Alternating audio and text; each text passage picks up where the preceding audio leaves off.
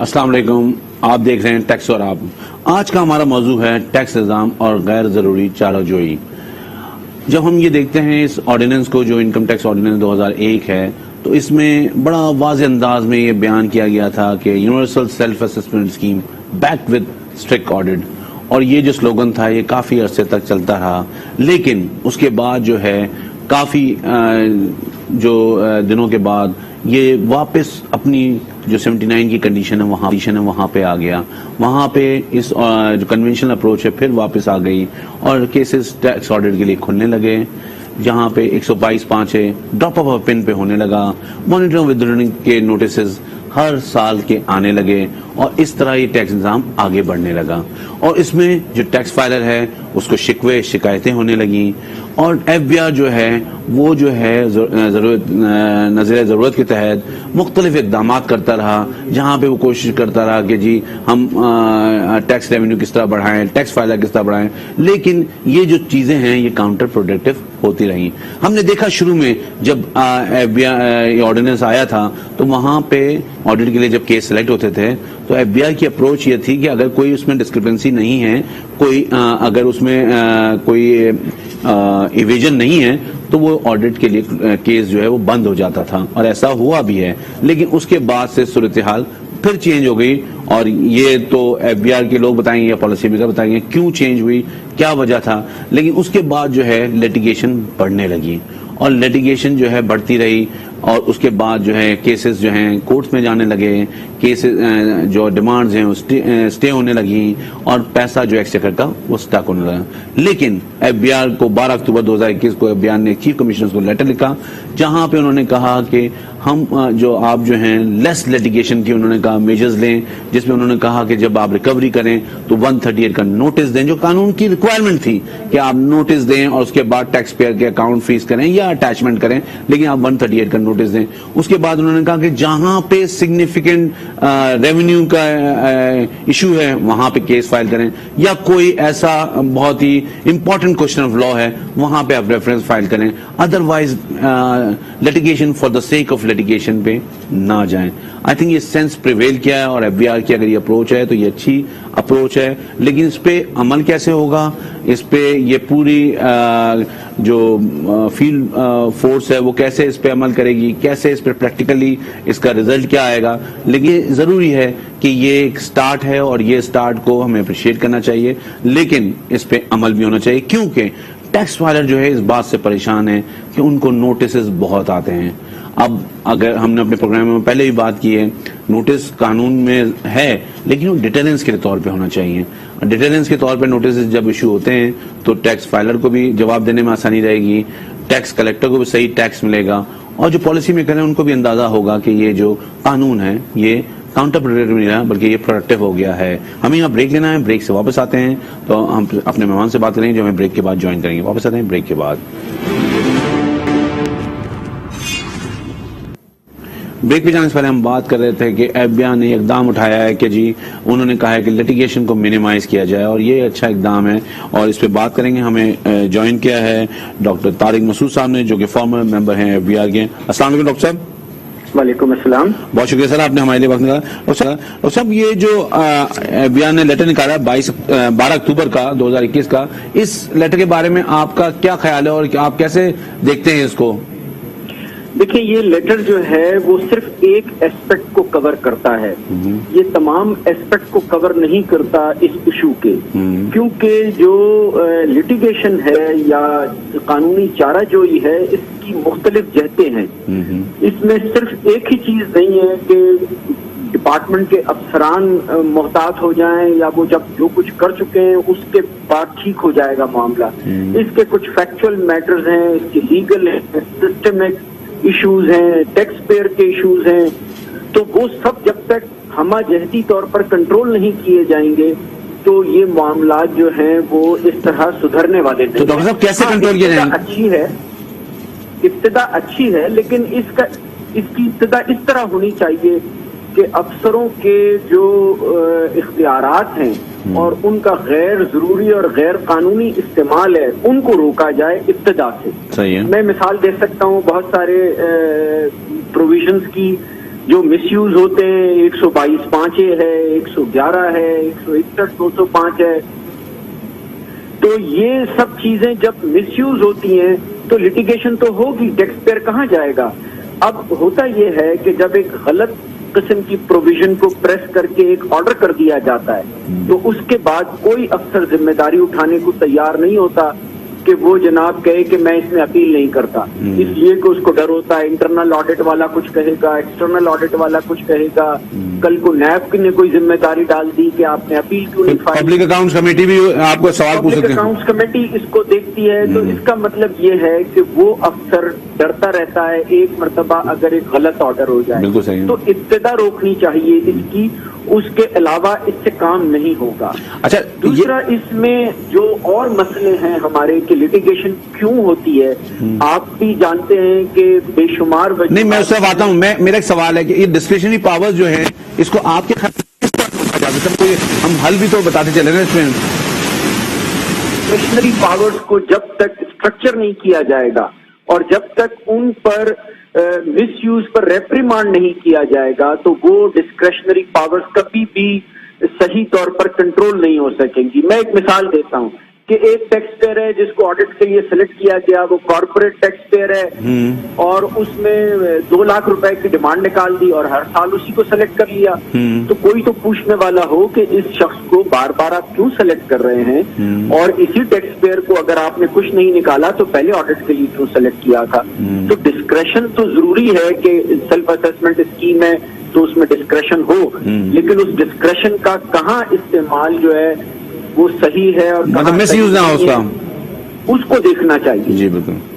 لیکن ڈاکٹر صاحب یہ ہم دیکھتے ہیں کہ زیادہ تر جو فیلڈ آفیسرز ہیں وہ یہ کہتے ہیں کہ ہمیں کہا جاتا ہے کہ ریونیو کلیکٹ کرنا ہے, جبکہ ہم جب اسٹیٹسٹکس دیکھتے ہیں آڈٹ کی پروسیڈنگز کی 122(5)A کی پروسیڈنگز کی تو یا 161(205) کی, تو وہاں پہ ہمیں ریونیو کلیکشن نظر نہیں آتا.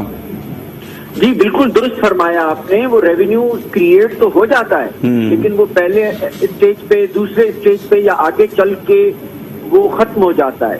دوسرا اس میں ایف پی آر کو بھی محتاط رہنا چاہیے کہ وہ جب ڈسکریشنری پاور کو ان بلاک کسی کمانڈ پرفارمنس کے ذریعے کنٹرول کرتا ہے تو کورٹس اس کو اپہولڈ نہیں کرتی. اچھا, آپ اگر آپ لیٹر کو دیکھیں تو اس میں انہوں نے کہا ہے کہ نوٹس ریکوری سے پہلے جو ہے آپ کو نوٹس دینا چاہیے 138 کا, تو یہ تو لا کی اسپرٹ پہلے بھی تھی, تو یہ کیا مطلب کیا آفیسر اس کو فالو نہیں کرتے یا ان کو فالو کرنے نہیں دیا جاتا؟ کیوں یہ ضرورت پڑی ہے ایف بی آئی کو یہ بتانے کی کہ آپ جب آپ ریکوری میجرز کے لیے جائیں, بیکاز ٹیکس فائلر آپ کے پاس ریٹرن فائل کر رہا ہے, اس کا آپ اسسمنٹ کر رہے ہیں اور آپ اس کی ریکوری میجرز میں آپ جو ہیں لیگل جو پروویژنز ہیں ان کو فالو نہیں کر پا رہے ہیں. دیکھیں اس میں بات اس سے ذرا پیچھے جائے گی, یہ تو اس سے اگلے اسٹیپ کی ہے. بہت سارے کیسز میں ریکوری میں مسائل یہ ہوتے ہیں کہ آرڈر ہی سرو نہیں ہوا اور آپ نے ریکوری کر لی. دوسرا یہ ہوتا ہے کہ آپ نے ڈیمانڈ کریٹ کی, ڈیمانڈ نوٹس سرو نہیں ہوا اور ابھی 30 دن گزرے نہیں تھے, آپ نے ریکوری شروع کر دی. تیسرا یہ ہوتا ہے کہ ٹیکس پیئر نے کریڈٹ مانگا ٹیکسز کا اور آپ نے ایک لائن لکھ دی کہ ویریفائڈ اپ ٹو سچ سچ اور باقی اس کے ڈسالاؤ کر دیے, نہ آپ نے اس کو کنفرنٹ کیا, نہ اپرچونٹی دی, اب آپ نے ڈیمانڈ کریٹ کر دی. اس شخص کے پہلے ہی ریفنڈ پڑے ہوئے ہیں پچھلے سالوں میں, آپ نے وہ بھی ایڈجسٹ نہیں کیے جبکہ آپ کو لا ریکوائر کرتا ہے کہ آپ اس سب چیز کو دیکھ بھال کریں. اسی طرح اس کے اگر سیلز ٹیکس کے ریفنڈ ہیں, انکم ٹیکس میں ایڈجسٹ نہیں ہوئے, فیڈرل ایکسائز کے ریفنڈ ہیں وہ دوسرے ٹیکسز میں ایڈجسٹ نہیں ہوئے. تو یہ تمام ذمہ داریاں جو ہیں وہ ٹیکس افسر کی ہیں کہ وہ جب کوورسو میجر آف ریکوری کرنے جا رہا ہے, کسی کے بینک اکاؤنٹ اٹیچ کرنے جا رہا ہے, اس کا بزنس بند کرنے جا رہا ہے, اس کے آپریشنز کے اوپر ضرب ڈالنے جا رہا ہے, اس کی اپنے معاشرے میں ایک بدنامی کا باعث بنتا ہے اگر اس کے اکاؤنٹ اٹیچ ہو جائیں. یہ سارے میجرز لینے سے پہلے ہمیں بہت ساری چیزیں سوچنی اور دیکھنی چاہیے جو شاید افسران نہ دیکھتے ہیں اور نہ کرتے ہیں, اور نہ ہی اگر نہ کرنے کی کوئی بات پرست بھی نہیں ہوتی ان سے کہ اگر اس نے ایک ٹیکس پیئر نے کلیم کیا ہے کہ اس کے 100 ملین کے ٹیکسز ڈیڈکٹڈ ہیں اور 50 ملین کی ڈیمانڈ نکالی, آپ نے اس کو 0 کریڈٹ دیا اور اس کے بعد آپ نے اس کا بینک اکاؤنٹ اٹیچ کر دیا, تو ایسے افسروں کو ضروری ہے کہ ان کے اوپر دیکھ بھال کی جائے اور ان کو کوئی نہ کوئی ڈسپلنری ایکشن لیا جائے ان کے اوپر. ٹھیک ہے, بیسکلی اکاؤنٹیبلٹی ہونی چاہیے, آپ کا کہنا یہ, لیکن میں یہ بات کر رہا ہوں کہ یہ سی آئی ٹی اپیل کو اگر ہم دیکھتے ہیں تو یہ ایک پہلا اپیلٹ فورم ہے, لیکن وہاں پہ اسٹے کی مطلب اس کے پاس اپنی ڈسکریشنری پاور کی اسٹے دے یا نہ دے, اس کی وجہ سے کیسز کورٹ میں چلے جاتے ہیں, یا 10% آپ پیمنٹ کرتے ہیں ڈیمانڈ کا, آپ ڈیمانڈ بعض وقت جو ہے بالکل ہی ان ریئلسٹک ڈیمانڈ ہوتی ہے اور اس کا 10% دینا بھی ٹیکس فائلر کے لیے یا ٹیکس پیئر کے لیے مشکل ہوتا ہے, اور کبھی کبھی کمیشن اپیل اسٹے نہیں دیتے. تو آپ کیا سمجھتے ہیں یہ ملٹیپل لیٹیگیشن کی طرف نہیں جاتا یہ صورتحال, اور جو پہلے صورتحال تھی کہ آٹومیٹک اسٹے ہو جاتا تھا وہ بہتر نہیں تھی؟ آپ کی بات درست ہے, آٹومیٹک اسٹے کی تو ایک اور بات ہے. اصل میں جب میں ممبر لیگل تھا تو ہم نے اس میں رولز بنائے تھے کہ اگر آپ نے اسٹے کی اپلیکیشن فائل کی ہے تو ود ان 24 آورز وہ فکس ہو جانی چاہیے اور ود ان 1 ویک وہ ڈسپوز ہو جانی چاہیے.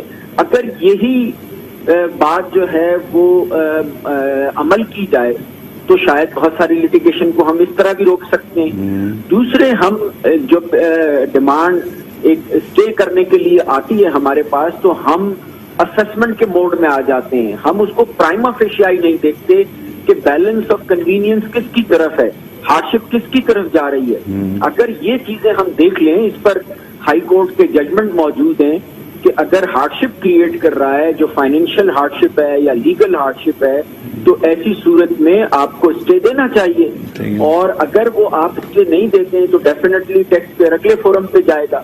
جو کریڈٹ نہ دینا ہے وہ بھی ملٹیپل لیٹیگیشن کا باعث بنتا ہے. میں آپ کو مثال دوں کہ ایک آدمی کی ڈیمانڈ کریٹ ہوئی 100 ملین کی, اس کو کریڈٹ نہیں دیا گیا, اس نے ایک ریکٹیفیکیشن کی اپلیکیشن فائل کی, ان دا مین ٹائم اس نے ایک اپیل بھی فائل کر دی اور 100 ملین کی ڈیمانڈ پہ اپیل فائل کر دی.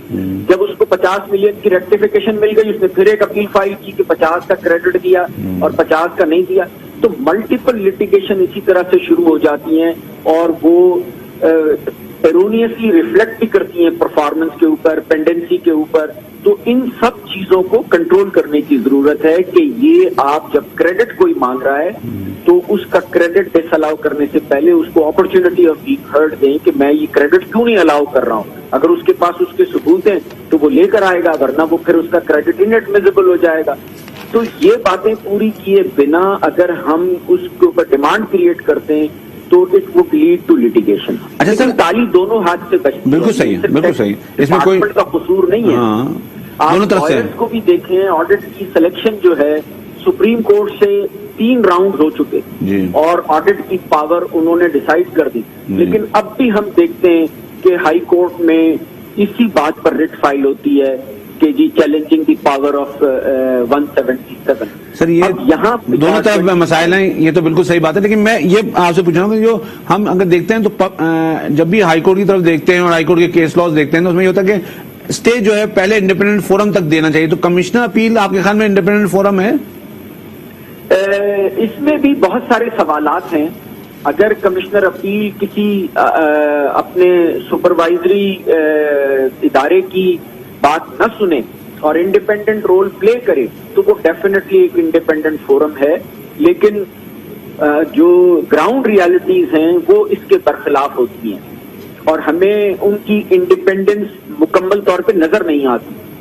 تو اس کے لیے ضروری ہے, وہی میں نے آپ سے کہا کہ اس مسائل کا حل جو ہے وہ اسٹرکچرل تبدیلیوں کو بھی دعوت دے رہا ہے کہ ہمیں اسٹرکچرل تبدیلیاں کرنی چاہیے. یہ اتنے ٹیئرز آف اپیل موجود ہیں اور ان ٹیئرز میں بھی آپ کو بہت ساری ٹرانسپیرنسی نظر نہیں آتی, بہت ساری انڈیپینڈنس نظر نہیں آتی.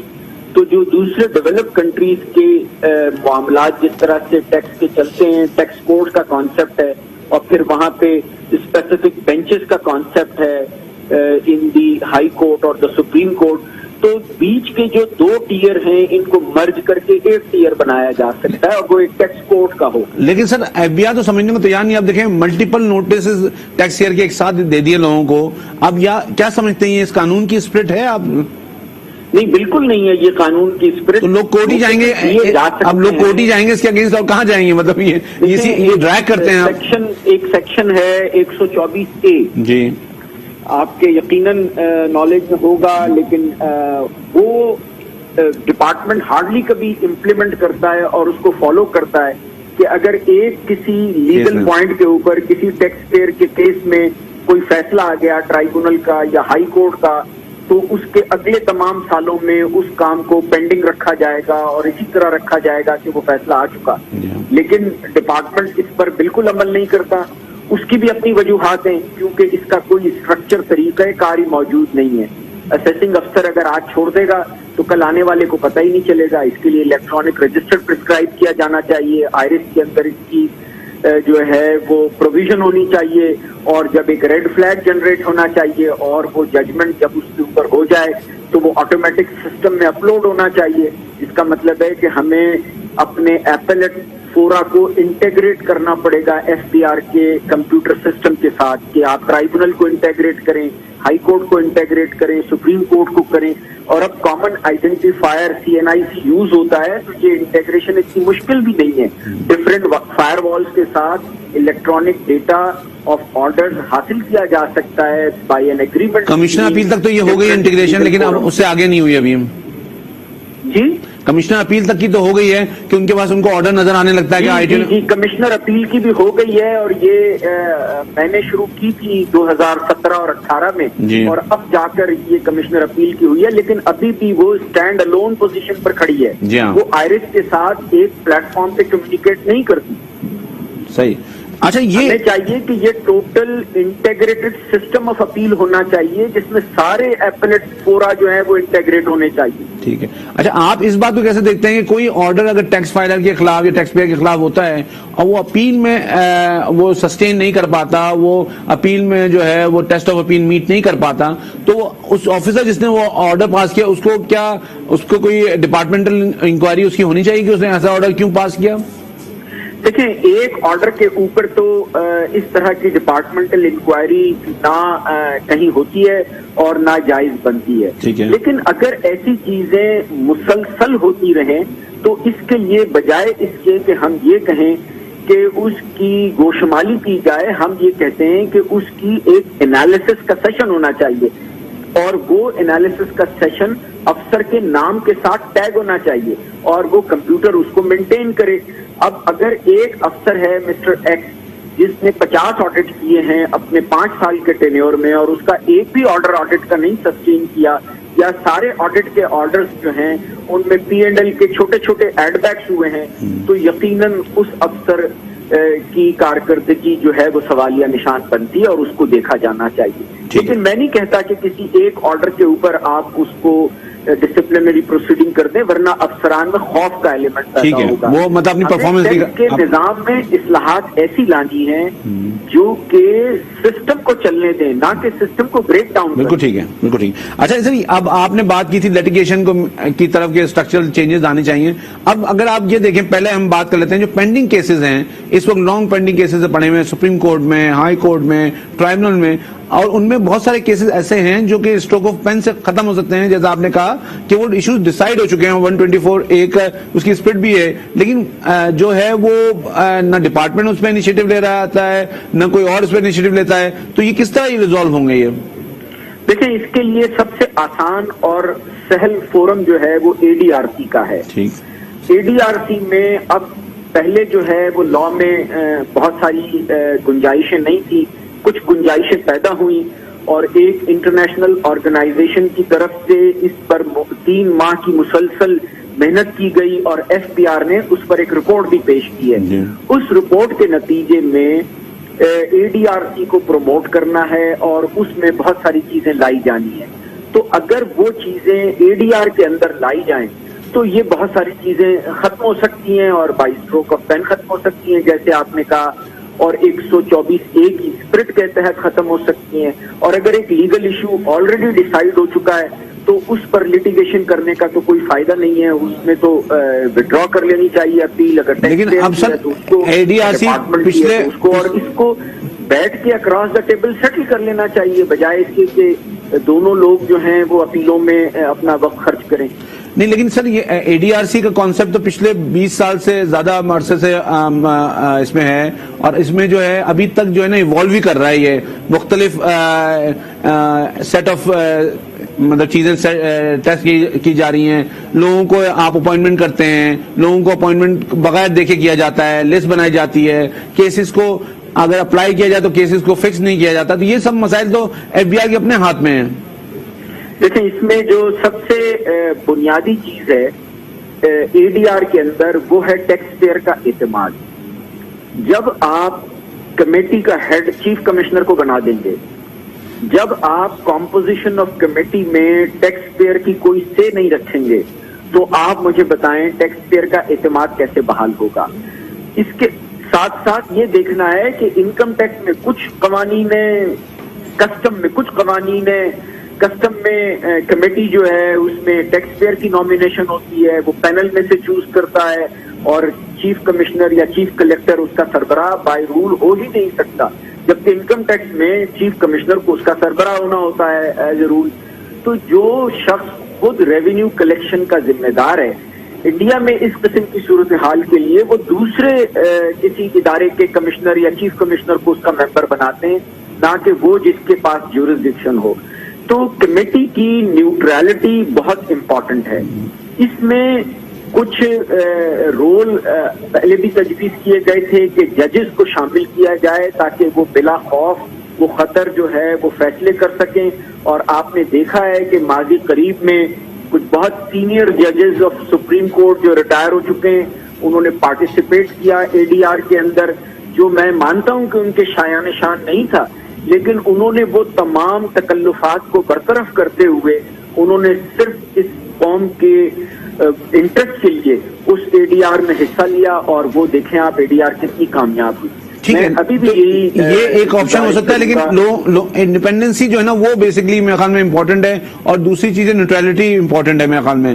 وہ تو یہ بہت بہت ضروری عوامل ہیں کسی بھی ایسے فورم کو کامیاب ہونے کے لیے, ورنہ تو پھر یہ ایک وزٹنگ پلیس رہتی ہے کہ آپ آئے, آپ گئے, پسند نہیں آیا تو آپ دوبارہ اپیل میں چلے گئے, کیونکہ آپ کو اعتماد ہی نہیں ہوتا کہ جو فیصلہ اے ڈی آر کرے گی وہ میرے بھی مفاد کو مد نظر رکھ کر کیا جائے گا یا انصاف پر مبنی ہوگا. اچھا سر, اے ڈی آر سے پہلے یہ میپنگ جو ہے F B R chairman level پہ کیوں نہیں ہوتی, یا ایف بی آر کی اوپر کیوں نہیں ہوتی کہ یار یہ کیسز جو ہیں, اب جیسے یہ انہوں نے لیٹر لکھا تو ہے, لیکن انہوں نے پھر زونل کمشنر پہ ذمہ داری ڈال دی ہے, اور وہ زونل کمشنر یہ ذمہ داری میرے خیال میں لینے کو افورڈ نہیں کر سکتا.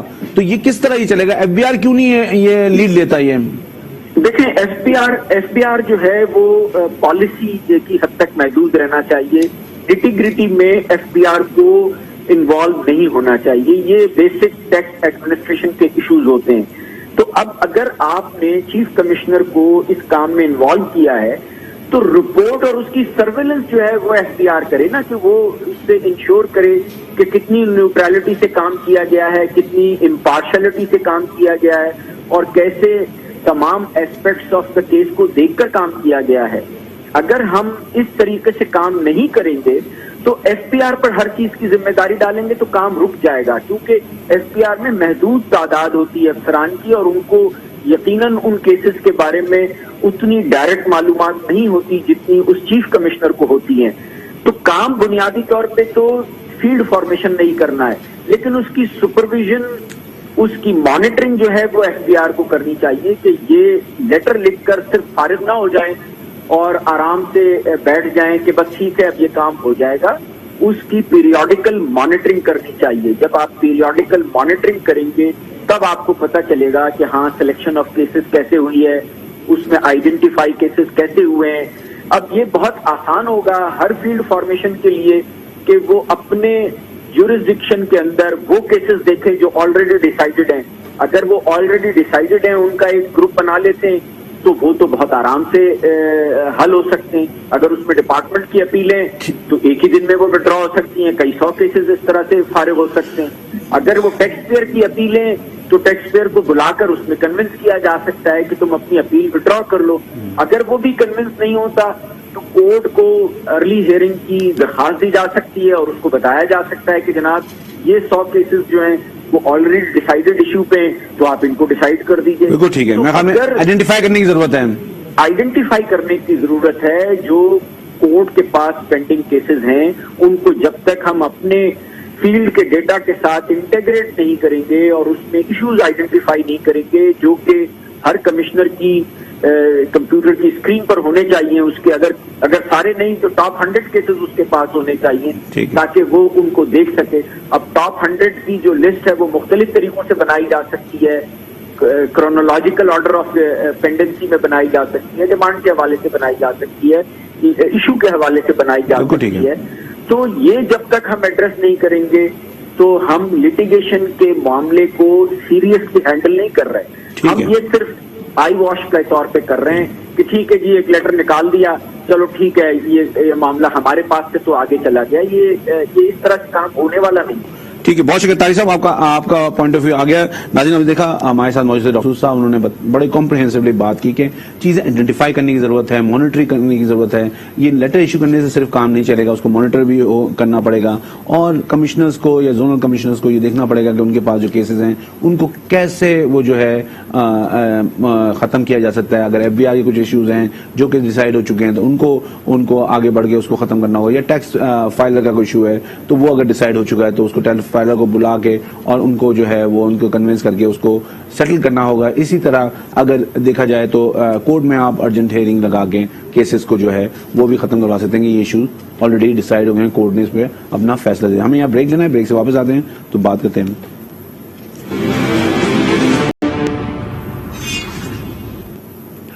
بریک پہ جانے سے پہلے ہم بات کر رہے تھے کہ پاکستان کے ٹیکس نظام میں لٹیگیشن کو کس طرح منیمائز کیا جا سکتا ہے اور کس طرح اوائڈ کیا جا سکتا ہے تاکہ ٹیکس کا نظام بھی چلتا رہے، ریونیو جو پیسہ ہے وہ ایکسچیکر میں آتا بھی رہے اور ٹیکس فائلر اور ٹیکس پیئر جو ہیں وہ سیٹسفائی بھی رہیں.